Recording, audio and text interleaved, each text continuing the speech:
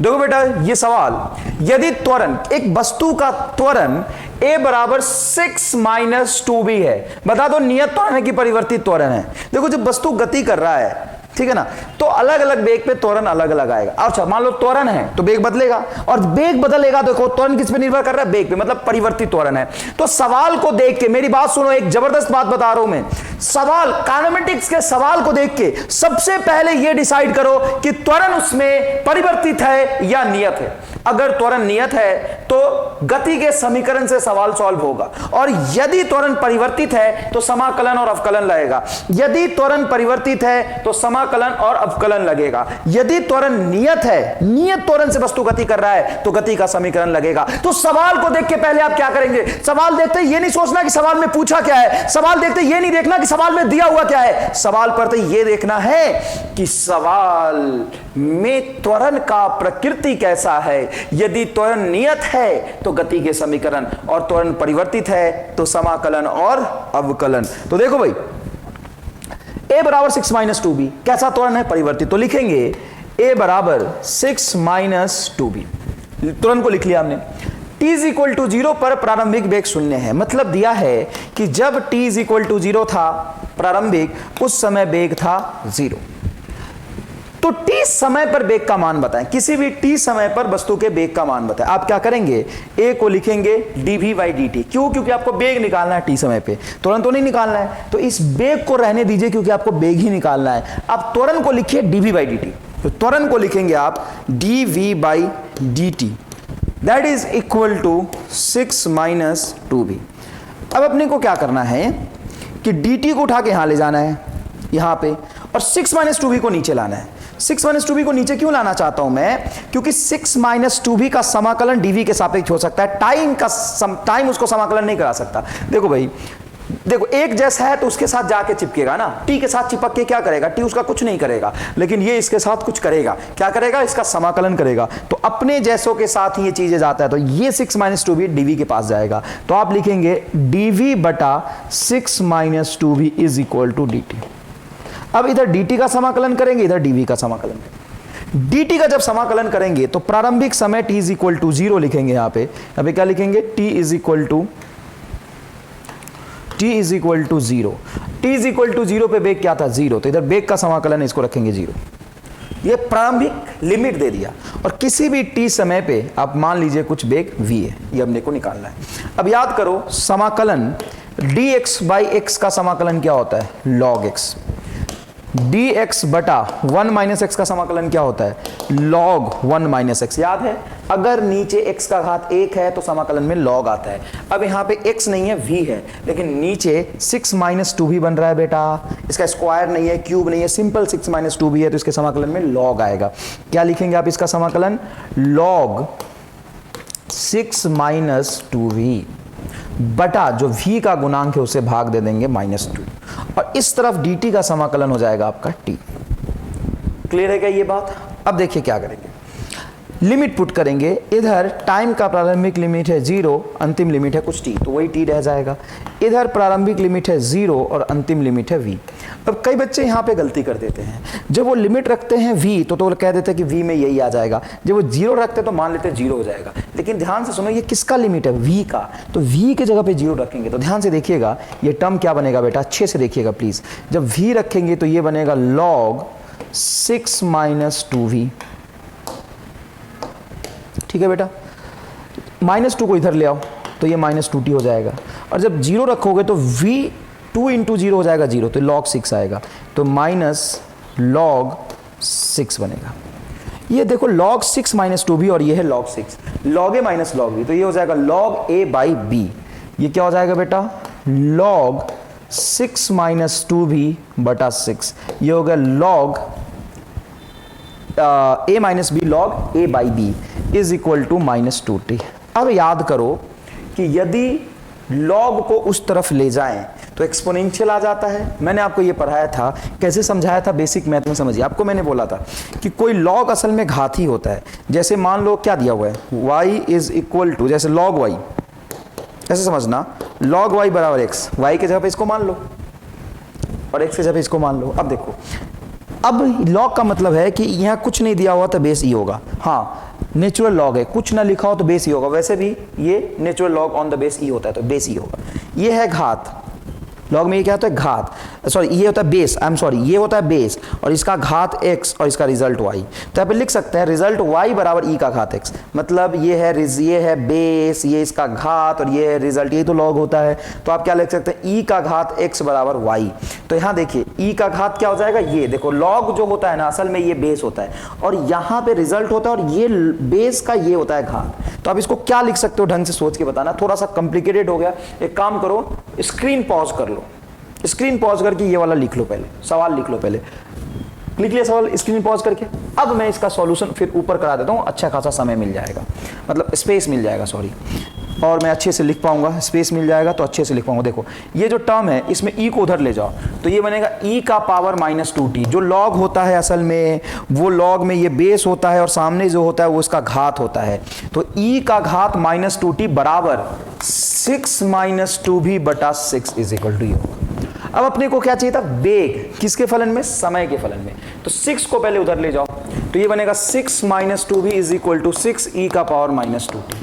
Clear है क्या बेटा, एकदम सही समझ में आ रहा है। अब क्या करना है समझिए, अब -2v को इधर ले जाओ, 6 इंटू ई का पावर -2e को इधर लाओ तो ये हो जाएगा तेरा 6 - 6 e का power -2t is equal to 2v। अब इस 2 से कैंसिल करोगे तो ये हो जाएगा 3 और ये भी हो जाएगा 3। तो velocity is equal to 3 common निकाल लोगे तो 1 - e का पावर -2t, ये आ जाएगा आंसर। अगर इसका ग्राफ बनाओगे तो तुम्हें ग्राफ भी पता होना चाहिए, इसका ग्राफ कैसा बनेगा। देखो मैंने तुम्हें बताया था कि एक्सपोनेंशियल डीके हो तो ग्राफ ऐसा बनता है और 1 - एक्सपोनेंशियल डी को तो ग्राफ ऐसा बनता है। और t को जब बहुत ज्यादा रखोगे, इनफाइनाइट रखोगे तो e का पावर -इनफाइनाइट 0 हो जाएगा तो v बराबर कितना बनेगा 3, मतलब अधिकतम संभव वेग वस्तु का कितना हो सकता है, 3 हो सकता है। ये आएगा आपका जवाब। क्या आपको समझ आ गया यहाँ तक, समझ आया यहाँ तक? इसको पॉज करके लिख लीजिए। अब ये सवाल था IIT एडवांस का। अब IIT एडवांस का सवाल है तो कैलकुलेशन थोड़ा सा लेंदी होगा, ठीक है ना, तो इसको अच्छे से समझ के लिख लीजिए। यहां से लिखा था सॉल्यूशन अपने, a बराबर 6 - 2v था, a को लिख लिया था हमने dv/dt। अब इसको इधर ले गया था 6 - 2v को और dt को यहाँ ले आया था, फिर इसका इंटीग्रेशन कर दिया हमने। यहाँ से देखिए इंटीग्रेशन कर दिया मैंने, इंटीग्रेशन करने के बाद मैंने लिमिट पुट किया, फिर लिमिट रखने के बाद लॉग की प्रॉपर्टी यूज़ करा। अब बोलोगे सर हमें तो नीट का पेपर देना है, हमें IIT एडवांस का सवाल क्यों करा रहे हो? बेटा मैं इसलिए सवाल करा रहा हूँ कि मान लो कि तुम्हारा लेवल यहाँ है और तुम इसी लेवल के सवाल करते रहोगे तो यही उलझे रहोगे, तुम्हें लगेगा कि अरे यार ये कितना मुश्किल है, कितना मुश्किल है। अब अगर तुम्हारा लेवल यहाँ चला जाए तो इस लेवल के जो सवाल है ना तुम्हें आसान लगेंगे। मेरी बात समझना, एक साइकोलॉजिकल चीज मैं बताता हूँ आपको। मान लो कि कोई सवाल तूने करा, अब सवाल मुश्किल है या आसान है ये इस चीज से डिसाइड नहीं होता कि कितना तुम्हें करना पड़ा, इस चीज से डिसाइड होता है कि पहले जो तूने सवाल करे वो कितने मुश्किल करे। अगर तू सिर्फ नीट के सवाल से खेलता रहेगा ना, तो मान ले तो स्कूल में पढ़ रहा है तो स्कूल में जैसे मास्टर तुम्हें कराता रहेगा ना, तुम्हें वही फिजिक्स लगेगा। जब तू कोटा आएगा तो कोटा में जो फिजिक्स तुम्हें पढ़ाया जाएगा ना, तुम्हें लगेगा अच्छा ये तो फिजिक्स असल है, इसमें अच्छी चीजें बताया जा रहा है। और फिर जब मैं पढ़ाऊंगा ना, ये मैंने नहीं पढ़ाया, मैंने अपने तरीके से नहीं पढ़ाया, ऑनलाइन में बड़ा दूर बैठा है तू, ये जो सवाल है ना 1.5 पेज में करा है ना, एक लाइन में आंसर निकालना सिखा दूंगा। उसके लिए अपन मिलेंगे फिर बताऊंगा अच्छे से, ठीक है ना। ये ऐसा सवाल कुछ नहीं होता, IIT एडवांस का है ना, एक लाइन में आंसर बता दूंगा मैं, कोई दिक्कत नहीं है, सीधा वही पहुंचा दूंगा तुम्हें, यहां पहुंचा दूंगा तुम्हें, बिल्कुल ऐसा होता है, भरोसा करो, सिखा दूंगा। अभी नहीं सिखा सकता क्योंकि इसके लिए थोड़ा सा कंसेप्ट और चाहिए, ठीक है ना।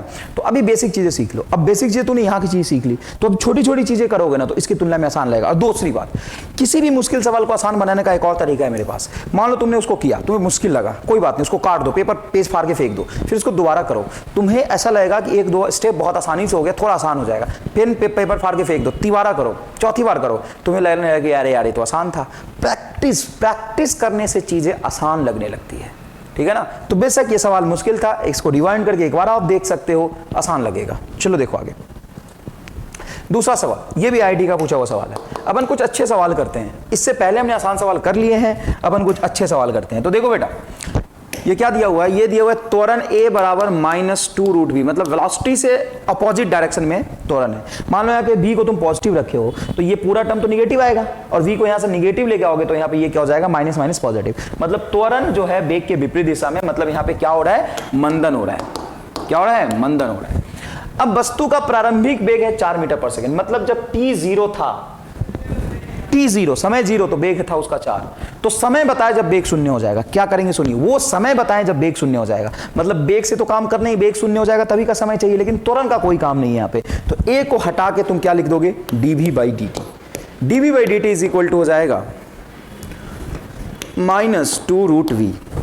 अब क्या करेंगे साहब, अब अपन करेंगे कि dt को उठा के यहां रख देंगे, क्लियर है, dt को उठा के यहां रख देंगे और √v को उठा के यहां रखेंगे। क्यों रखेंगे, लॉजिक पता है, अपने जैसों का ही इंटीग्रेशन अपने जैसा कराता है, तो √v को यहां रखोगे तो ये हो जाएगा dv/√v is equal to -2 into dt। अब दोनों तरफ समाकलन करोगे, यहां ध्यान रखना -2 नियत है बाहर आ जाएगा, समय 0 पे वेग था 4 और किसी t समय पे वेग है 0, ये रहा तुम्हारा समाकलन। लिमिट रखना भी बहुत एक इंपॉर्टेंट कंसेप्ट होता है। ये कह रहा है प्रारंभिक मतलब समय 0 पे वेग है 4, समय 0 देखो यहाँ पे t का समाकलन, समय 0 पे वेग है 4 और फिर किसी t समय पे वेग हो गया तुम्हारा 0, ये हो गया बात। अब dv डिवाइडेड बाय √v का समाकलन करेंगे तो लॉग नहीं आएगा, क्योंकि नीचे घात है 1/2, ऊपर जाएगा तो घात बनेगा -1/2, तो इसका समाकलन करेंगे तो v का घात -1/2 + 1, समाकलन करने से घात ऐड हो जाता है। ये अगर नीचे √v है तो v का घात 1/2 नीचे होगा, जो ऊपर जाएगा तो इसका घात होगा v का घात -1/2, समाकलन करेंगे तो v का घात -1/2 + 1 बटा -1/2 + 1, यही करेगा ना रामलाल। प्रारंभिक लिमिट 4 अपर लिमिट 0, ये आएगा तेरा बराबर -2t, यहां तक काम हो गया। अब अपर लिमिट रखते हैं अपन, अपर लिमिट रखेंगे तो पूरा 0 हो जाएगा, कोई मतलब नहीं इसका। लोअर लिमिट 4 रखेंगे, पहले इसको सॉल्व करते हैं। v का घात 1 - हाफ तो मतलब √v होगा, ये क्या हो जाएगा, ये √v हो जाएगा, √v हो जाएगा, और ये भी आएगा 1/2 मतलब 2√v हो जाएगा।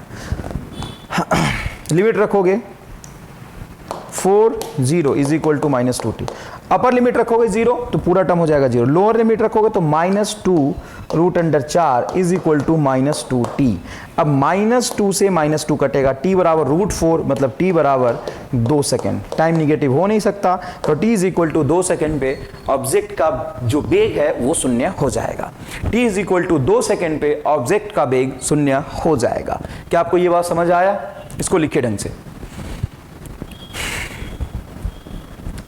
इसको लिखिए ढंग से। क्या लिख लिया आपने?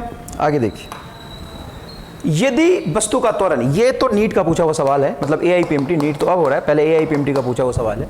यदि एक वस्तु का त्वरण, क्या दिया हुआ ये त्वरण, F बराबर त्वरण है, बोलोगे सर त्वरण को तो A से लिखते हैं, लेकिन एग्जाम में त्वरण को T से लिख सकता है, उसकी मर्जी, त्वरण को F से लिख सकता है, त्वरण को Z से लिख सकता है तो वो त्वरण ही।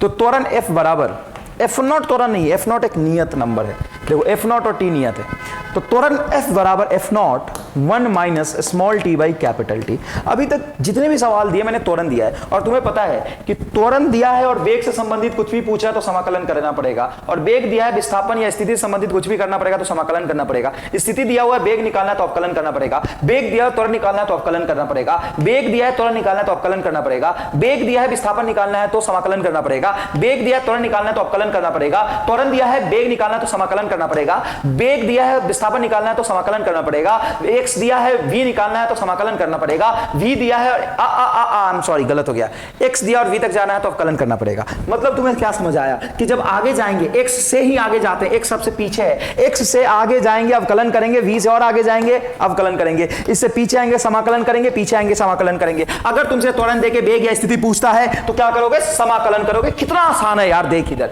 बता, f को क्या लिख सकता हूं मैं? dv/dt is equal to F0 constant है तो उसको ऐसे ही रहने देता हूं 1 - स्मॉल t बटा कैपिटल T। बता यहां पे dv/dt क्यों लिखा? क्योंकि वेग से संबंधित सवाल पूछ रहा है, तो अपन त्वरण को क्या लिखेंगे? dv/dt।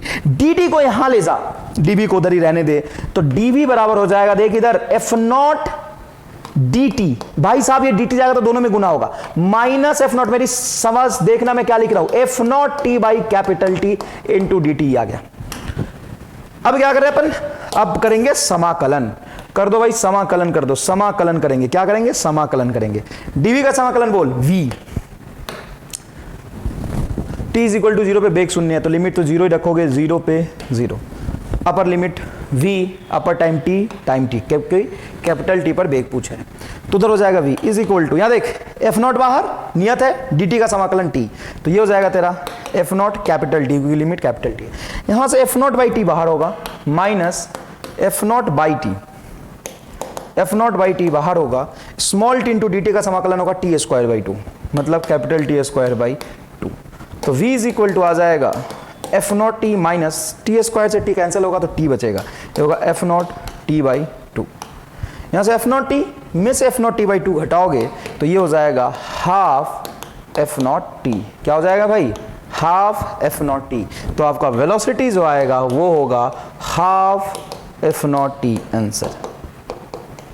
ठीक है भाई, कोई दिक्कत नहीं है, ये आंसर आ गया। इसमें सिंपल समाकलन था, कोई खास बात नहीं था, लेकिन नियत को बाहर रख के और फिर समाकलन करके लिमिट पुट करना था। पॉज करके ढंग से लिखो। इससे पहले वाला पॉज करके लिख लिया था, ये पॉज करके लिख लो। अगर मान लो जल्दीबाजी में मैं आगे निकल जाता हूं तो तुम पीछे आगे पॉज करके लिख लो। इसको लिखो पॉज करके, लिख लिया साहब, आगे देखो। ये इंपॉर्टेंट कंसेप्ट है, छोटे छोटे सवाल इसमें नीट में पूछे जाते हैं। टेस्ट सीरीज में छोटे छोटे सवाल इस पे बनते हैं। छोटे छोटे सवाल कैसे बनते हैं देखो। बेग टी के घात क्यू का समानुपाती है, तो त्वरण तथा समय का फलन बता। मेरी बात सुन, एक सिंपल सा कंसेप्ट है, दिया क्या है? बेग, और बेग के सूत्र में समय का घात है टी क्यू। अब यदि मेरे से पूछता है कि त्वरण समय के फलन में बताएं, तो मुझे बताओ बेग से त्वरण कैसे निकाल सकते हैं? बेग का अवकलन करके त्वरण निकाल सकते हैं। तो मैंने क्या कर दिया, बेग का अवकलन। त्वरण बराबर होता है dv बाई dt, और जैसे ही मैं इसका अवकलन करूंगा, अरे भाई बेग का अवकलन करूंगा तभी त्वरण होगा, समानुपाती चिन्ह है तो समानुपाती चिन्ह लगा। टी के घात क्यू का अवकलन करूंगा तो ये हो जाएगा 3t स्क्वायर। मुझे समानुपाती देखना है तो टी स्क्वायर आ गया आंसर। मैं एक ही बात चिल्ला चिल्ला के कह रहा हूं, सिर्फ एक ही बात चिल्ला चिल्ला के कह रहा हूं कि अगर मुझे स्थिति से बेग तक जाना है तो मैं करूंगा अवकलन, और बेग से त्वरण तक जाना है तो अवकलन, फिर त्वरण से पीछे आना है बेग तक तो समाकलन, और बेग से पीछे आना है। जैसे ये बेग दे दिया आपने, कोई स्थिति पूछा है तो क्या करेंगे? v को लिखेंगे dx by d t is equal to t q. तो यहाँ से dx इज इक्वल टू हो जाएगा t q into d t. समाकलन करेंगे, अपने को सिर्फ समानुपाती पूछा है तो घात टी का पावर 4 हो जाएगा। टी का घात 4 क्यों? क्योंकि समाकलन करने से घात बढ़ता है और अवकलन करने से घात कम होता है। ये रहा आंसर। अच्छा, एक बात और, तुम्हें तो n नंबर ऑफ टाइम्स समाकलन और अवकलन का प्रैक्टिस कर लिया है। समाकलन करने से घात बढ़ता है, अवकलन करने से घात कम होता है, समाकलन करने से घात बढ़ता है, अवकलन करने से घात कम होता है। बेग दिया भाई, बेग कितना दिया? टी का घात 3। बेग कितना दिया? टी का घात 3। मुझे क्या चाहिए? त्वरण। कैसे मिलेगा? अवकलन करके, मतलब घात 1 कम कर दो तो टी का घात 2 आंसर आ गया। अगर तुम्हें बेग दिया टी का घात 3 और विस्थापन निकालना है, स्थिति निकालना है, तो समाकलन करना पड़ेगा। समाकलन करने में घात बढ़ता है तो टी का घात 3 और टी का घात 4 आंसर। करना भी नहीं समाकलन अवकलन, ऐसे सवाल में समाकलन अवकलन करना भी नहीं है। कोई भी फंक्शन एक लाइन में आंसर बता। दी है टी का घात 5, ठीक है, चलो मुश्किल देता हूं। v is proportional to root t, v is proportional to root t, ये सवाल पूछते हैं। रूट टी मतलब टी का घात हाफ। त्वरण चाहिए, अवकलन कर दे, 1 अपॉन रूट टी हो जाएगा। कैसे? टी का घात हाफ माइनस 1, हाफ में से 1 घटाएगा, माइनस 1/2 आएगा। तो टी का घात माइनस 1/2 मतलब 1 अपॉन रूट टी, मतलब त्वरण रूट टी के व्युत्क्रमानुपाती होगा, और इधर आएगा तो विस्थापन टी का घात 3/2 के समानुपाती होगा। आंसर। मेरी बात समझ रहा है? आगे देख, यदि बेग स्थिति के समानुपाती है, क्या है? बेग स्थिति के समानुपाती है, मतलब v is proportional to x, यहां लिख लिया मैंने, v is proportional to x, बेग स्थिति के समानुपाती है, तो त्वरण स्थिति के फलन में बताया। त्वरण स्थिति के फलन में बताया। मेरी बात सुनना, v प्रोपोर्शनल टू x है, तुम्हें क्या बताया? बेग बताया। क्या पूछ रहा है? त्वरण पूछ रहा है। बेग बताया, त्वरण पूछ रहा है। बेग बताया, त्वरण पूछ रहा है। कैसे निकालोगे? कैसे निकालोगे? वेग बताया, त्वरण पूछ रहा है, अवकलन करके। कैसे? a बराबर dv बाई dt? नहीं साहब, क्योंकि वेग समय का फलन नहीं है। तो क्या लिखेंगे? a बराबर dv by dx into v।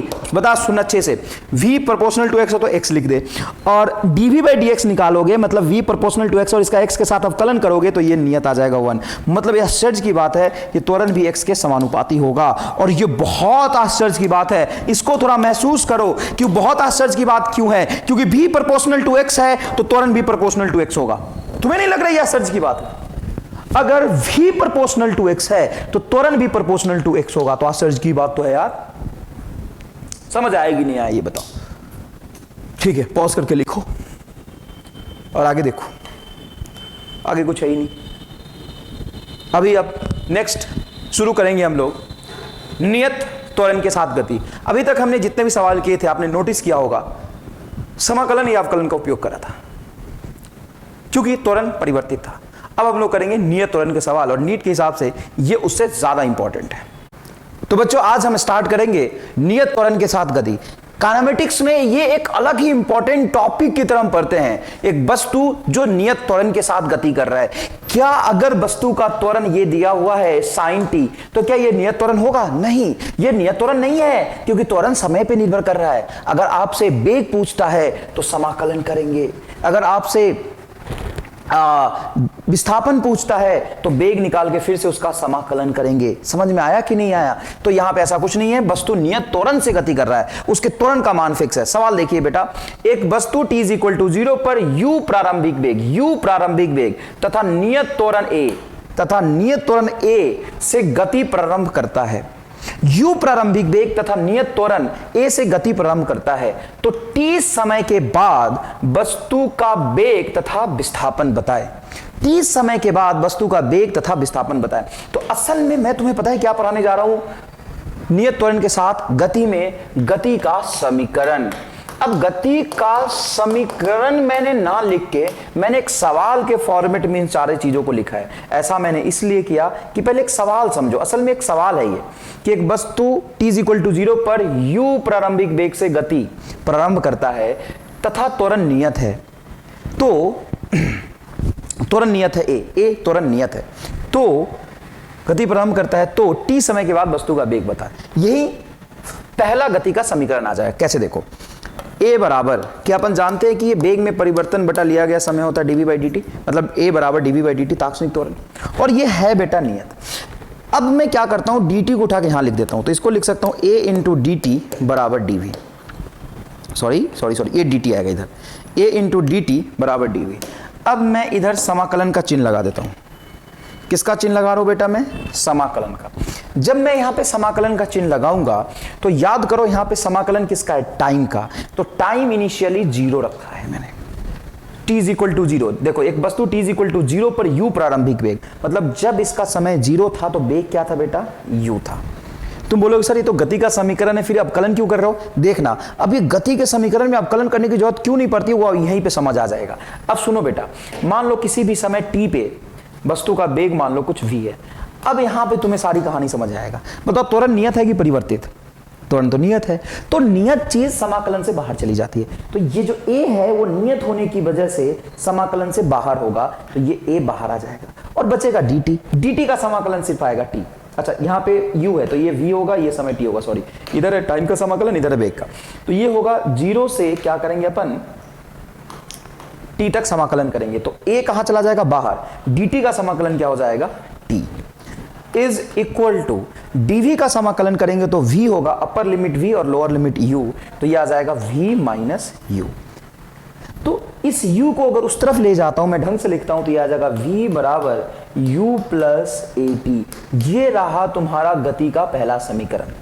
ये गति का पहला समीकरण है बेटा। किसी भी समय t पर वस्तु का जो वेग होगा, किसी भी t समय पर वस्तु का जो वेग होगा, ये अंतिम वेग है, t समय का वेग है, बराबर प्रारंभिक वेग प्लस a × t आ गया। ये गति का समीकरण। अब तुम्हें a अगर नियत त्वरण पता है, प्रारंभिक वेग पता है, t समय के बाद वेग लिखना है, तो v = u + at करो, समाकलन करने की जरूरत नहीं पड़ी। क्यों नहीं पड़ी समाकलन करने की जरूरत? अभी तक समाकलन की जरूरत क्यों पड़ती थी बेटा? इसी लाइन में सारा जवाब है, इसी लाइन में सारा जवाब है। अगर तुम्हारा त्वरण परिवर्तित है तो समाकलन से बाहर नहीं जा सकता। तो अलग अलग समय पर निर्भर करता हुआ त्वरण यहां जब रखेंगे तो समाकलन के अंदर रहेगा और समाकलन करना ही पड़ेगा। लेकिन अगर त्वरण नियत है तो समाकलन से बाहर चला गया ये, और अगर ये समाकलन से बाहर चला गया तो यहां बचा dt का समाकलन t, और यहां बचा dv का समाकलन v।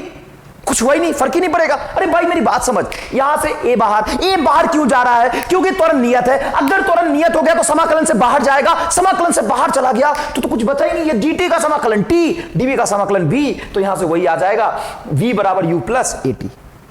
क्योंकि तुम क्यों करोगे यार समाकलन? जब त्वरण नियत है तो समाकलन से बाहर चला जाएगा। और ऐसा चमत्कार कब होगा? जब त्वरण समाकलन में पार्टिसिपेट ना करे, जब त्वरण नियत होगा। तो नियत होगा तो फिर तो समाकलन का कोई मतलब ही नहीं रहा। dt का समाकलन t, dv का v, बस आंसर आ जाएगा। लेकिन त्वरण अगर परिवर्तित होता त्वरण समय पर निर्भर करता तो अलग अलग सवाल में त्वरण अलग अलग तरीके से समय पर निर्भर करेगा, अलग अलग फंक्शन में करेगा। कभी एक्सपोनेंशियली समय पर निर्भर कर सकता है, कभी साइन में समय पर निर्भर कर सकता है, कभी a बराबर टी स्क्वायर होगा, कभी a बराबर साइन टी होगा, कभी a बराबर e का घात टी होगा। तो उस स्थिति में आपको समाकलन करना ही पड़ेगा। महसूस हुआ कि नहीं हुआ ये बात बताओ मुझे। तो यहां पे v बराबर u प्लस ए टी आएगा। चमका कि नहीं चमका बताओ। ठीक है सर। अब आगे दूसरा समीकरण कैसे निकालोगे? तो ये तो डेरिवेशन हो गया ना बेटा। कहां से शुरू किया था डेरिवेशन अपन ने? ये अपन ने डेरिवेशन शुरू किया था त्वरण के सूत्र से। तो तुम पूरे काइनेमेटिक्स में देखोगे सारा काइनेमेटिक्स यही पे घूम रहा है। a बराबर dv बाई dt, v बराबर dx बाई dt, बस। a बराबर dv बाई dt और v बराबर dx बाई dt, बस। अब तुम्हें समाकलन करना है तो dt को उठा के इधर ले जाओ। तो v इंटू डी टी बराबर dx, और यहां पे समाकलन करना है तो a इंटू डी टी बराबर dv, बस। यही काम आपको करना है और कोई खास बात इसमें नहीं है। समझ आई ये बात? अब आगे देखिए, अब आगे देखिए। किसी भी क्षण पे यदि वेग दिया हुआ है v बराबर u प्लस ए टी, इस v को क्या लिख सकता हूं मैं? dx by d T. जो वेग होता है वो होता है स्थिति में परिवर्तन का दर। तो इस v को लिख सकता हूं मैं dx बाई डी टी। तो v को जैसे मैं लिखूंगा यहां पे dx by d t is equal to u plus a t. क्या लिखूंगा v को?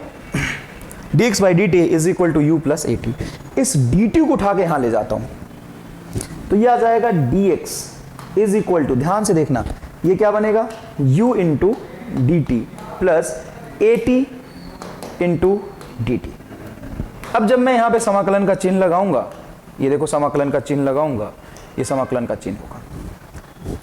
तो लिमिट पुट करूंगा, इधर समय का लिमिट पुट करूंगा। तो t प्रारंभिक समय 0 था, उस समय स्थिति मान लो कुछ x0 है, और अंतिम समय मान लो कुछ xf है। अंतिम वेग कुछ सॉरी समय है, तो समय है, समय देखो u प्रारंभिक वेग फिक्स था u, तो नहीं आता। यहाँ पे समाकलन t का हो रहा है तो अंतिम समय कुछ t मान लेते हैं, ये मान लेते हैं। जब dx का समाकलन करूंगा तो होगा x upper limit xf lower limit x0। तो ये क्या लिखेंगे अपन यहाँ पे? xf minus x0 is equal to u समाकलन के बाहर होगा और ये हो जाएगा आपका t, तो ये हो जाएगा ut प्लस a समाकलन के बाहर है t इंटू डी टी। तो t इंटू डी टी का समाकलन करेंगे तो ये हो जाएगा t स्क्वायर बाई 2। तो a बाहर, a नियत है बाहर होगा, तो हाफ ए टी स्क्वायर। तो असल में जो तूने सेकेंड इक्वेशन ऑफ मोशन देखा है वो second of equation of motion नहीं है। s बराबर you t plus half a t square में मजा नहीं आता। असल में इसका ओरिजिनल फॉर्म ये है, वो सिंप्लीफाइड फॉर्म है। सिंप्लीफाइड क्या है? तो अंतिम स्थिति माइनस प्रारंभिक स्थिति को अपन क्या कह सकते हैं? विस्थापन। तो इसी को वहां पे क्या बोल देते हैं अपन? विस्थापन। ये विस्थापन हो जाता है। इस स्थिति में परिवर्तन को क्या कहते हैं अपन? विस्थापन कहते हैं साहब। स्थिति में परिवर्तन को क्या कहते हैं? विस्थापन कहते हैं। तो ये विस्थापन हो जाएगा s बराबर अंतिम स्थिति माइनस प्रारंभिक स्थिति is equal to u t plus half a t square. यह है आपका तीसरा समीकरण, जहां पे s है t समय में तय किया गया कुल विस्थापन, u है प्रारंभिक वेग, t है समय, a है त्वरण। क्लियर है बेटा? अच्छे से समझ आ गया? पहला समीकरण ये रहा, दूसरा समीकरण ये रहा। इसको स्क्रीन को पॉज करके दोनों इक्वेशन को अच्छे से लिखिए। ठीक है, आपने दोनों इक्वेशन को बहुत अच्छे से लिख लिया। अब आगे देखते हैं, आगे समझिएगा। a बराबर आप जानते हैं कि इक्वेशन होता है v into d v by d x. त्वरण का दो फॉर्मूला है, a बराबर dv बाई डी टी और a बराबर v into d v by d x, और दोनों को अलग अलग समय पे यूज करते हैं। a बराबर v into d v by d x कब यूज करते हैं? जब वेग x का फलन हो, तभी तो x के साथ आप फलन करेंगे। यदि वेग समय का फलन होता तो आप a बराबर dv बाई dt लिखते। अब यहां से समझिएगा, इस dx को उठा के मैं यहां रखता हूं, ठीक है ना? क्यों? क्योंकि देखो v dv के साथ चिपक जाएगा, dx अकेला पर जाएगा, उधर त्वरण नियत है, उसका तो कोई मतलब नहीं समाकलन से। तो dx को उठा के यहां रखोगे तभी तो ये होगा, तभी तो ये होगा a इंटू डी एक्स। क्या होगा बेटा? a into d x is equal to v into d we.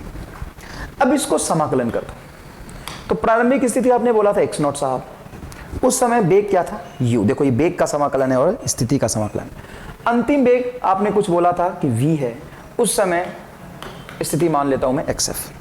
देखो यहाँ पे dx का समाकलन है, इसलिए स्थिति, देखो x स्थिति का समाकलन है, इसलिए स्थिति का प्रारंभिक वैल्यू रखा है हमने x0, तो उस क्षण पे वेग था u। स्थिति का अंतिम वैल्यू रखा है xf, उस समय पे वेग था v। जब आप इसका समाकलन करेंगे तो a त्वरण नियत है वो बाहर आ जाएगा, तो ये हो जाएगा a इंटीग्रेशन ऑफ dx। प्रारंभिक स्थिति x0, अंतिम स्थिति xf is equal to v into d v. जब v इंटू डी वी का समाकलन करेंगे तो याद करिए v का घात 1 है, तो ये हो जाएगा आपका v स्क्वायर बाई 2। यहां से आप लोअर लिमिट रखेंगे u, अपर लिमिट रखेंगे v। क्लियर है क्या ये बात? लोअर लिमिट रखेंगे u, अपर लिमिट रखेंगे v। यहां पे dx का समाकलन करेंगे तो होगा x, अंतिम स्थिति x है, प्रारंभिक स्थिति x0, तो ये बनेगा a xf माइनस x0। असल में तुम्हें पता सब कुछ होना चाहिए, लेकिन याद वो रहना चाहिए जो बार बार यूज होगा। तो मैं वहां पे आ रहा हूं, इज इक्वल टू v रखेंगे तो होगा v square minus u square by 2। तो आप चाहे तो 2 को इधर ले आए तो ये 2a हो जाएगा, 2 इधर चला जाएगा, तो ये हो जाएगा आपका v square minus u square. और अंतिम स्थिति माइनस प्रारंभिक स्थिति होता है विस्थापन, तो ये हो जाएगा आपका 2as is equal to v square minus u square. ये आपका हो गया थर्ड इक्वेशन ऑफ मोशन। क्या हो गया बेटा? ये थर्ड इक्वेशन ऑफ मोशन साहब। पहला इक्वेशन ऑफ मोशन क्या था? v बराबर u प्लस at। इसमें याद रखिएगा ये बेग है, ये चाल नहीं है। अंतिम बेग बराबर प्रारंभिक बेग इंटू त्वरण इंटू समय।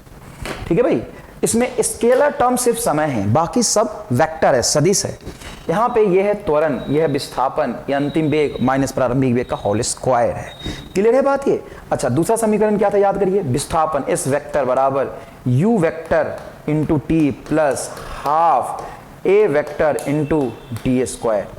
ये बनेगा आपका सूत्र। तो इसको पॉज करके अच्छे से लिखिए, 3 समीकरण हो गया।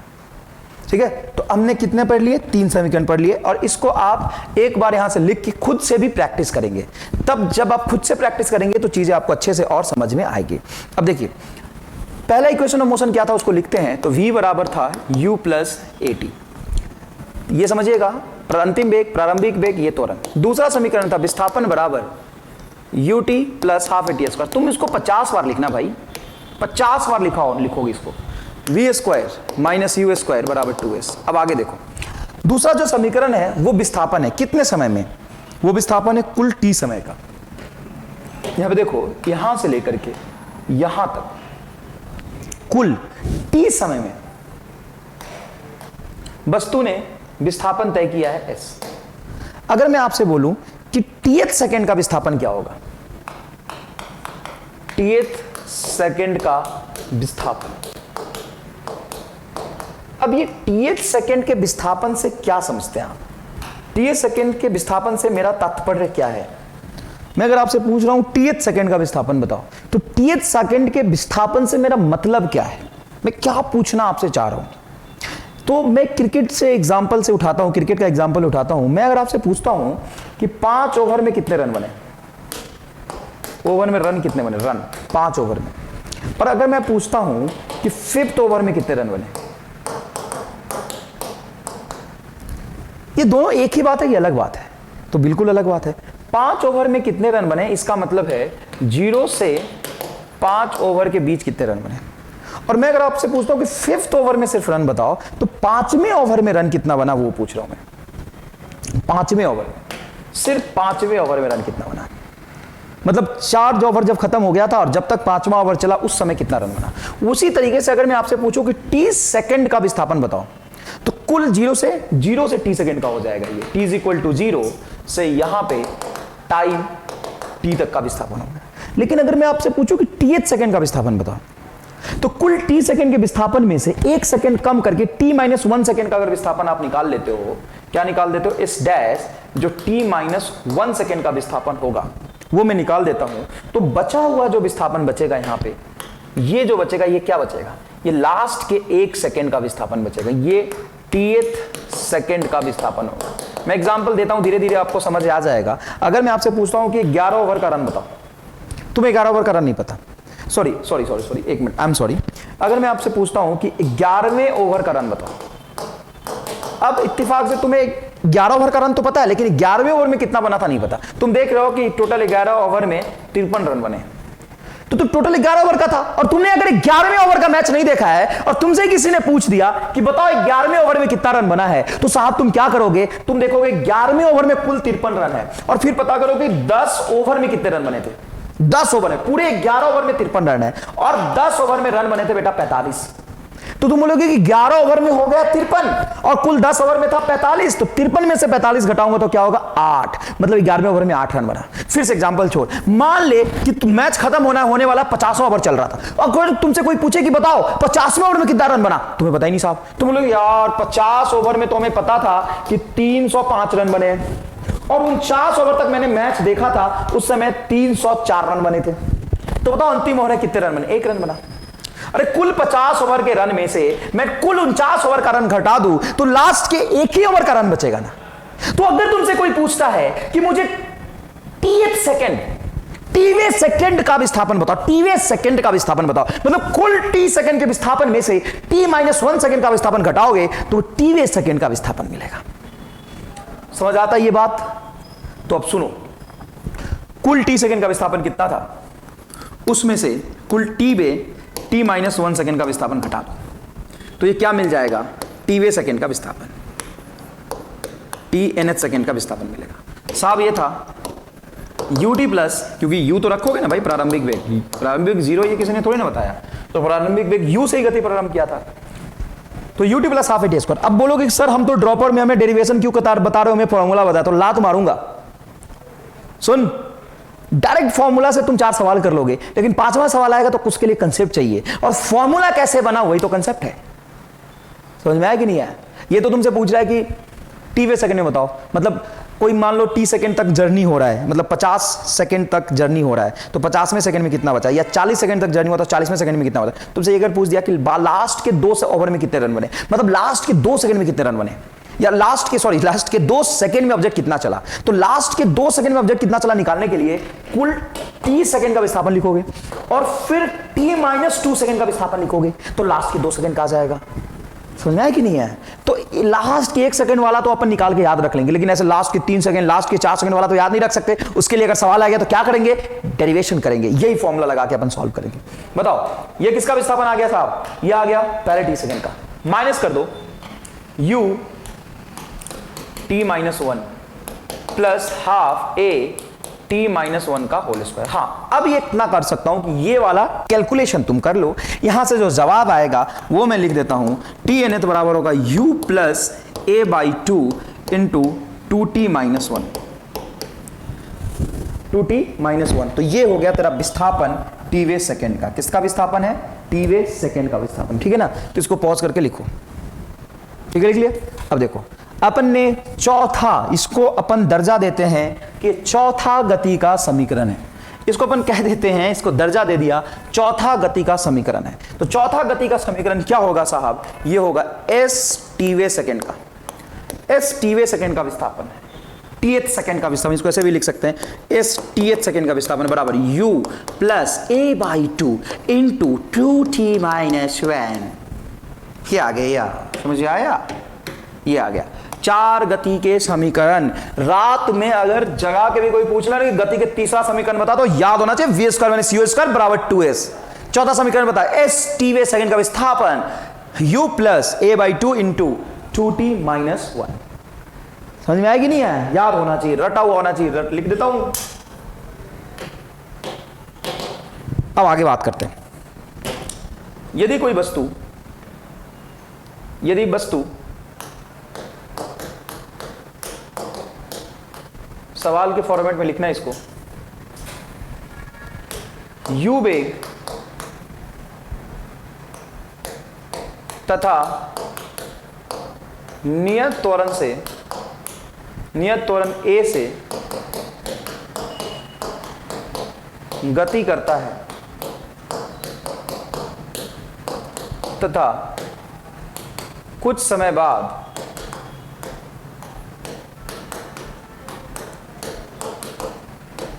उसका वेग v हो जाता है,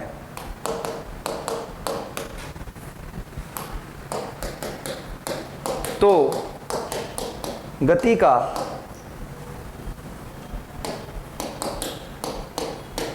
औसत वेग बताएं। क्या बताइएगा भाई? गति का औसत वेग बताएं। तो चलिए देखते हैं।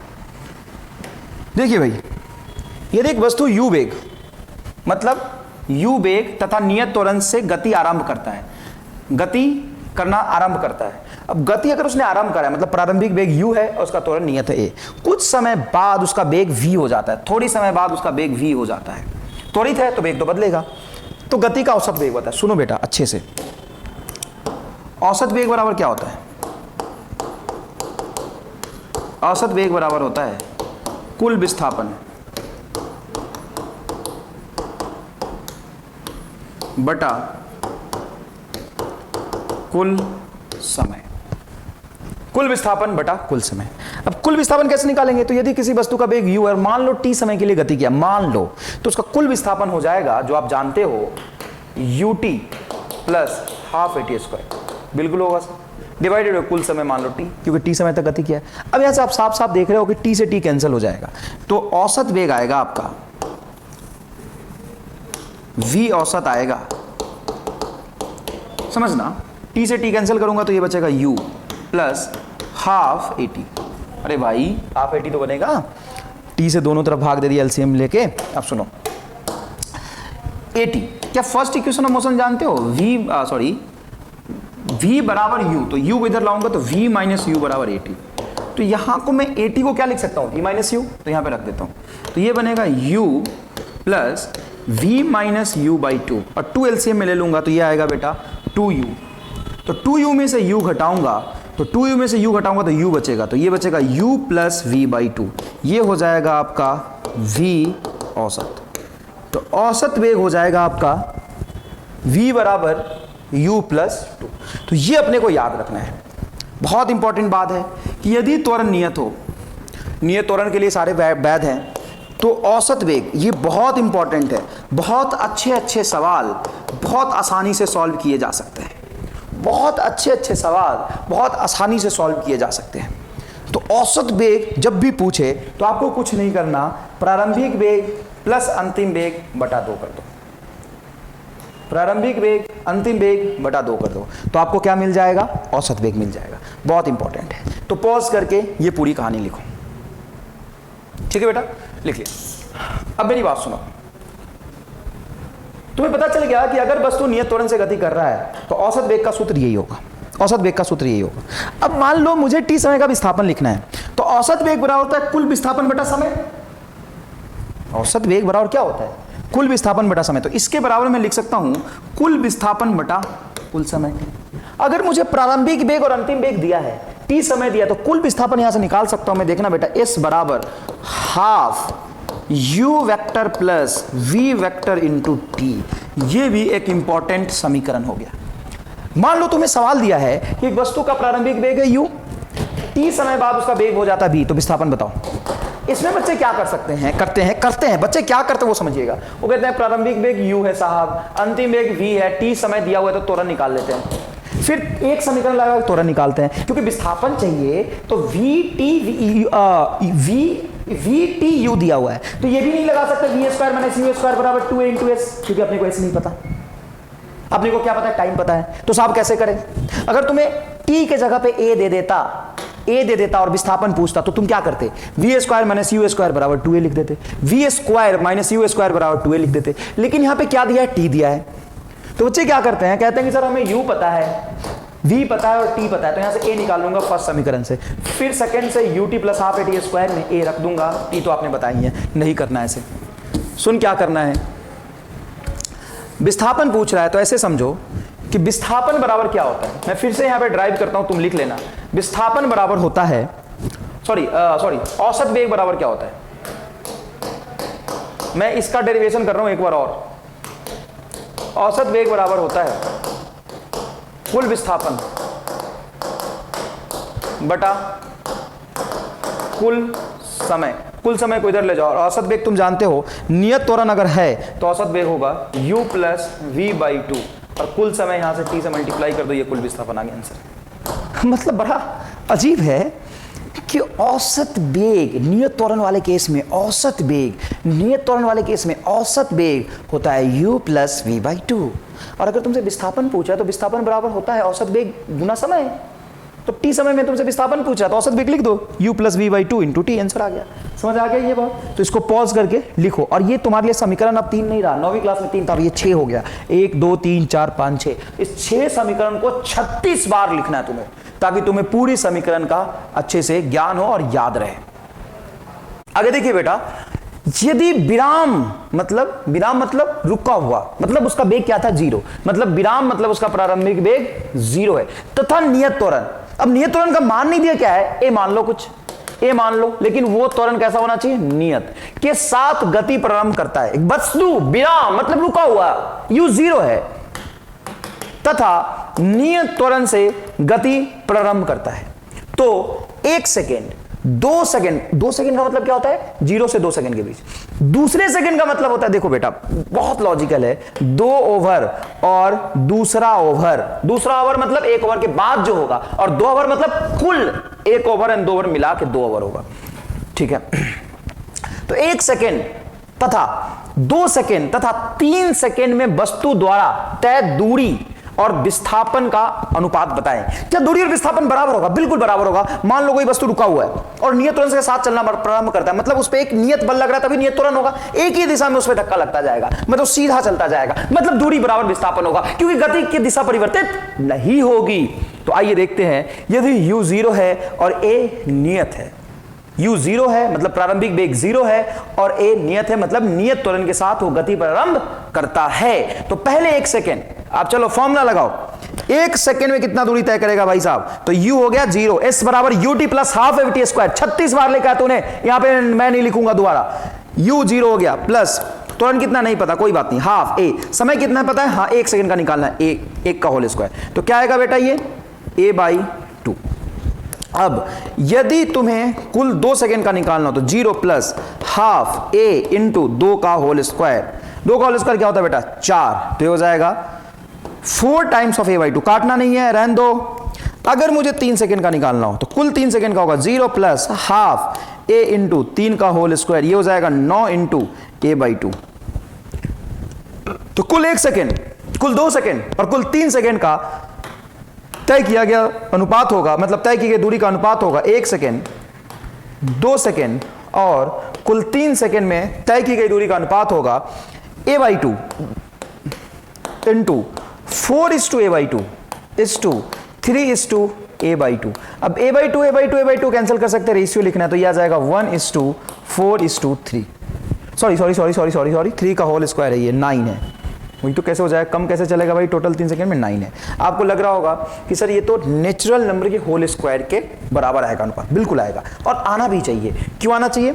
देखो मान लो कुछ भी त्वरण नियत से चल रहा है इसे, तो u तो 0 है तो कैंसिल हो जाएगा, वो तो खत्म हो जाएगा।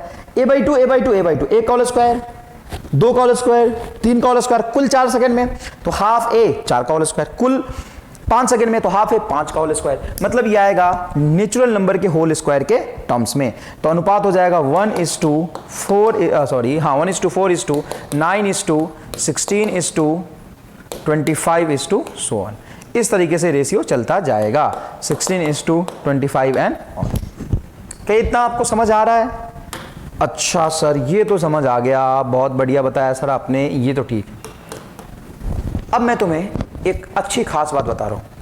मान लो अगर मैं तुमसे ये पूछूं कि अगर वस्तु विराम तथा नियत त्वरण से गति प्रारंभ करता है तो कुल t सेकेंड में और 2t सेकेंड में, t सेकेंड और 2t सेकेंड और 3t सेकेंड में तय अनुपात का, तय दूरी का अनुपात क्या होगा? तो ये भी बेटा एग्जैक्टली यही होगा। ऐसे लिख सकते हो x:4x:9x एंड सो ऑन। अरे बेटा ये ऐसे मत समझना ये दोनों अलग है, यहाँ भी तो देखो 1 है तो ये 4 होगा। अच्छा मान लो ये 2 है तो 2 से इसमें गुना करोगे, 2 से इसमें करोगे, 2 से इनको बढ़ता जाएगा ना, तो ये x है तो ये 4x होगा। इसको ऐसे भी लिख सकते हो 1:4:9। अब ये बात मैं समझा देता हूँ, अगर ये बात तुम्हें समझ आ गया और याद रख लोगे तो नीट में डायरेक्टली इसी पे सवाल पूछते हैं। ये तो सब पढ़ा देता है लेकिन ये बात छोड़ देता है, लेकिन ये छोड़ना नहीं चाहिए। मैं आपको समझाता हूँ, देखो मैं अगर आपसे पूछता हूँ कि पहले t सेकेंड में अब टी में भी एनीथिंग हो सकता है, पहला 5 सेकेंड। अगर ये पहला 5 सेकेंड है तो ये क्या होगा, देख ध्यान से देख, ये 5 सेकेंड है टी, तो ये क्या होगा 10 सेकेंड, ये क्या होगा 15 सेकेंड। तो पहले 5 सेकेंड, फिर 10 सेकेंड, फिर 15 सेकेंड में तय की गई दूरी का जो अनुपात होगा वो होगा x/4x/5x। समझ आया? अगर टी 10 है तो पहले 10 सेकेंड, फिर 20 सेकेंड, फिर 30 सेकेंड। तो किसी भी, जैसे ये क्या था 1 2 3, यहां पे टी को 1 रखो तो 1 2 3, तो 1 2 3 4 के लिए जो अनुपात होता है वही अनुपात होगा 2 के बाद क्या होगा 4, मतलब 2 गुना 3 गुना, जैसे 1 का 1 गुना, फिर 1 का 2 गुना, फिर 1 का 3 गुना, फिर 1 का 4 गुना, 1 के रेशियो में बढ़ रहा है। ये क्या होगा टी, कोई सा भी टी हो सकता है, जैसे 4 सेकेंड, पहले 4 सेकेंड में, फिर यहां देख यहां 4 रख, 8 सेकेंड में, फिर 12 सेकेंड में तय किए गए दूरी का जो अनुपात होगा 1:4:9। कैसे देखो यहां पे, मान लो किसी टी में तो टी रखूंगा तो a/2 बाहर इंटू टी स्क्वायर, फिर यहां पे 2t रखूंगा तो ये क्या हो जाएगा a/2 into T square into 4, और फिर यहां पे 3t रखूंगा तो a/2 टी स्क्वायर इंटू 9, तो क्या हो जाएगा 1:4:9। तो पॉज करके, स्क्रीन को पॉज करके आराम से इसको पूरा लिखो, पहले लिख लिया पूरा। अब आगे देखो, यदि वस्तु विराम तथा नियत त्वरण के साथ गति प्रारंभ करता है तो पहले 10 सेकेंड में 50 मीटर चलता है, तो 20 सेकेंड में तय दूरी बताएं। अच्छा, ये जो आपने लिखा था फिर से मैं एक रिपीट कर देता हूं, इसमें जो खास बात है वो तुम्हें याद होना चाहिए, और खास बात ये है कि ये रटा हुआ होना चाहिए, लेकिन ये सिर्फ तभी वैध है जब u 0 हो और u क्या हो 0 हो और a नियत हो। यदि प्रारंभिक वेग 0 और त्वरण नियत हो तभी ये सही है। अब यहां पे देखो, तो यहां पे तुम्हें ऐसा दिखेगा कि एक वस्तु विराम मतलब u0 एंड नियत त्वरण मतलब a नियत के साथ गति प्रारंभ करता है पहले 10 सेकेंड में, मतलब विस्थापन पहले 10 सेकेंड में। मान लो t है 10, तो फिर क्या होगा, ये 2t 20 होगा। तो ये यही कह रहा है पहले 10 सेकेंड में 50 मीटर चलता है, तो x/4x का रेशियो होता है। तो पहले 10 सेकेंड में 50 चलता है, मतलब पहले 10 सेकेंड में 50 चला है, तो 20 सेकेंड में कितना चलेगा? देखो पहला 10, तो 10 दूना 20, पहले t तो फिर 2t, तो x/4x होना चाहिए। तो पहले 10 सेकेंड में 50 चला, तो x की जगह पे 50 है, तो फिर क्या होगा, ये 4x हो जाएगा, मतलब 50 गुना 4 हो जाएगा, 50 गुना 4 हो जाएगा। 50 गुना 4 कितना होगा साहब? तो 50 का 20, 200 मीटर चलेगा। आंसर आ गया। अब जिसको ये कंसेप्ट समझ आ गया होगा उसके लिए तो ये सवाल एकदम हलवा है, और ये एकदम AIPMT का पूछा हुआ सवाल है। अब ये हलवा कैसे है? क्योंकि यहां पे तो सिर्फ तुम्हें ये देखना था u0 और त्वरण नियत है। तो कई बच्चे यहाँ पे u0 लेके त्वरण नियत लेके पहले त्वरण की वैल्यू निकालते हैं कि पहले 10 सेकेंड में 50 मीटर चला है तो त्वरण कितना होगा, फिर उस त्वरण की वैल्यू दूसरे इक्वेशन में पुट करते हैं। समझदार बच्चा हो तो पहले 10 सेकेंड मतलब पहला t 10 है तो 2t 20 होगा, पहला 10 में x तो फिर 2t में 4x, 50 का 4 गुना 200 मीटर। आंसर आ गया। समझ ही नहीं आया भाई रामलाल। चलो दूसरा तरीका तेरे समझा, एकदम दिमाग से पैदल विद्यार्थियों के लिए ले दूसरा तरीका। सर हमें नहीं आया, तो दूसरा तरीका देख। पहले s बराबर ut प्लस हाफ at² में u क्या रखोगे 0, u कितना है 50, 50 बराबर हाफ a इंटू 10 का होल स्क्वायर। अब यहां से a निकाल दो, फिर s डैश बराबर हाफ a इंटू 20 का होल स्क्वायर, a की वैल्यू रख दो। एक और तरीका, ये ऐसा नहीं भी करो तो इसको भाग दे दो, तो a/2 से a/2 कटेगा। ये 10/20 का होल स्क्वायर, तो क्या होगा बोल? ये हो जाएगा तेरा 10 का होल स्क्वायर 100, 20 का होल स्क्वायर 400, मतलब 1/4। ये 4 को इधर ले जाए, s डैश को इधर ले जाता, 50 गुना 4 हो जाएगा 200, s डैश बराबर 200 मीटर। कुछ भी कर ले यार, आसान चीजें हैं ये, कोई खास बात नहीं है। तो इसको ढंग से लिखिए। लिख लिया क्या? चलिए आगे देखिए। यदि वस्तु विराम तथा नियत त्वरण के साथ गति प्रारंभ करता है, फिर से वही केस है, विराम तथा नियत त्वरण। ये कीवर्ड पकड़िए कि प्रारंभिक वेग 0 है तथा त्वरण क्या है? नियत है। प्रारंभिक वेग 0 तथा नियत त्वरण से गति प्रारंभ करता है। तो फर्स्ट सेकेंड मतलब पहले 1 सेकेंड, सिर्फ पहले 1 सेकेंड में निकला है। तो ये तो s बराबर ut प्लस हाफ at² में t को 1 रखोगे तो पहले 1 सेकेंड का आएगा, या nth में भी तो tth पहले ओवर में रन और 1 ओवर में रन, बात तो बराबर है।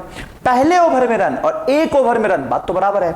तो यहां से तुम निकाल सकते हो s nth, तो s या मतलब tth 1 सेकेंड निकालोगे पहले एक सेकेंड में जो विस्थापन होता है वो u plus a by two into 2t minus 1, याद करो ये तूने पढ़ा था। तो ऐसे u हो जाएगा तेरा 0, तो आएगा a बाई टू, यहां से t को 1 रखोगे तो 2 में से 1 जाएगा, 1 बचेगा, ठीक है। तो इस दूसरे सेकेंड में विस्थापन निकालो तो u तो 0 ही है, तो आएगा a बाई टू इंटू 2 दूना 4 माइनस 1, तो 4 माइनस 1 क्या आएगा 3, तो ये हो जाएगा 3 इंटू a बाई टू। अच्छा, तीसरे सेकेंड में, तीसरे सेकेंड में ये क्या होगा, u तो 0 है, तो ये हो जाएगा आपका a by two into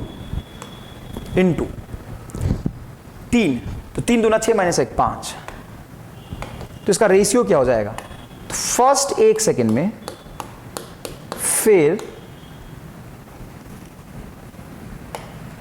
second second में, फिर थर्ड सेकेंड में तय किए गए विस्थापन का जो अनुपात होगा वो होगा x/, मतलब a बाई टू को मान लो x बोल देता हूं मैं, क्योंकि a बाई टू को फिक्स वैल्यू होगा तो नहीं है, तो x/3x is to 5x।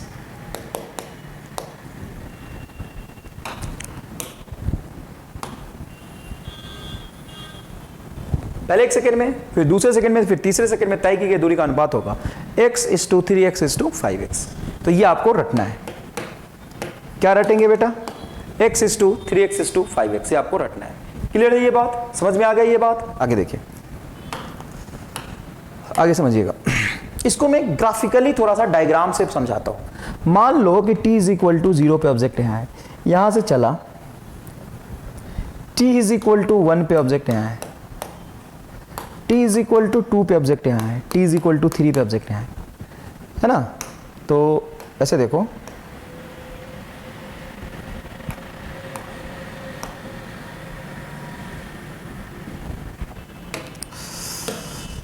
तो पहले एक सेकेंड का जो विस्थापन होगा ना, वो होगा यहां से यहां तक जो चला है, पहले एक सेकेंड का विस्थापन है, और यहां से यहां तक जो चला है वो कुल 2 सेकेंड का विस्थापन है, और यहां से यहां तक जो चला है वो कुल 3 सेकेंड का विस्थापन है। इसको समझिएगा, ये सिर्फ 1 सेकेंड का विस्थापन है, ये कुल 2 सेकेंड का विस्थापन है, ये कुल 3 सेकेंड का विस्थापन। देखो यहां से चला था, यहां तक पहुंचा, तो ऑब्जेक्ट 1 सेकेंड में कितना चला, इतना चला। जब 2 सेकेंड में कितना चला, तो 2 सेकेंड में मतलब 0 से यहां तक जो चला है 2 सेकेंड का विस्थापन है। 3 सेकेंड में कितना चला, तो 0 से 3 तक यहां तक चला, तो 3 सेकेंड में इतना चला। अब मैं अगर आपसे पूछता हूं कि पहले 1 सेकेंड में कितना चला, तो पहले 1 सेकेंड में बेटा यही तो चला है। देखिए पहले 1 सेकेंड में यहां से यहां तक चला है, और दूसरे सेकंड में कितना चला, तो पहला 1 सेकंड यहां खत्म हो गया, और यहां से यहां तक जो ऑब्जेक्ट चला है, मतलब ये वाला जो इंटरवल है, ये वाला, ये है सेकंड का।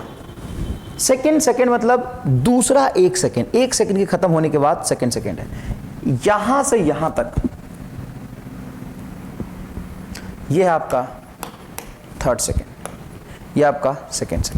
तो कुल 1 सेकंड में ऑब्जेक्ट यहां से यहां आया, पहले 1 सेकंड में ऑब्जेक्ट यही चला, दूसरे सेकंड में ऑब्जेक्ट यहां से यहां तक आया, तीसरे सेकंड में ऑब्जेक्ट यहां से यहां आया। तीसरे सेकंड भी एक ही सेकंड है। अरे तीसरा ओवर हो या 20वां ओवर हो या 50वां ओवर तो एक ही ओवर होता है ना। पता 6ठे ओवर में कितने बॉल होंगे, 6, 20वें ओवर में 6, 25वें ओवर में 6, तो हर ओवर में बॉल तो 6 ही फेंका जाएगा ना।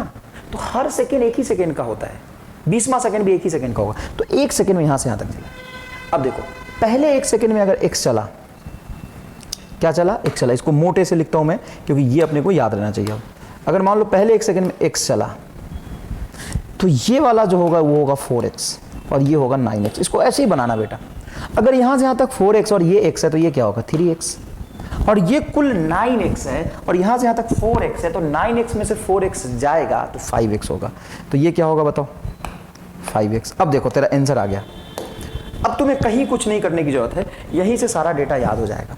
पहले 1 सेकंड में x, तो 2 सेकंड में 4x, 3 सेकंड में 9x, 4 सेकंड में 16x, 5 सेकंड में 25x, 6 सेकंड में 36x, ये होगा। पहले 1 सेकंड में x, तो दूसरे सेकंड में बेटा 4 सेकंड में से x घटा दोगे तभी तो ये दूसरा सेकंड का आएगा, बस दूसरे सेकंड में 3x, तीसरे सेकंड में तो कुल 3 सेकंड का 2 सेकंड घटा दोगे तो देखो ये 5x। समझ में आया कि नहीं आया? तो इसको नोट करके लिख लो, पॉज करके अच्छे से लिखो। अब यहां पे समझना, यहां पे समझना, पॉज कर लिया तुमने। अब मान लो कि मैं अगर तुमसे विस्थापन पूछता हूं पहले th सेकंड में, फिर विस्थापन पूछता हूं कि नेक्स्ट th सेकंड में, इससे पहले वाला जो था पहला t तो फिर दूसरा 2t, फिर तीसरा 3t, लेकिन ये मैं पूछ रहा हूं कि पहला t और दूसरा नेक्स्ट t, फिर नेक्स्ट टू नेक्स्ट t में चाहे तय कियागा दूरी का जो अनुपात होगा वो यही होगा एग्जैक्टली। क्या होगा? ये है क्या? तो ये है तुम्हारा x:3x:5x। इसको आप कह सकते हैं, यहां पे भी देखो ये वाला को कह सकते हैं ऑड नंबर का रेशियो है ये क्या है बेटा? ऑड नंबर का रेशियो है, ऑड नंबर का रेशियो है। ठीक है भाई? तो इसको पॉज करके अच्छे से लिखो।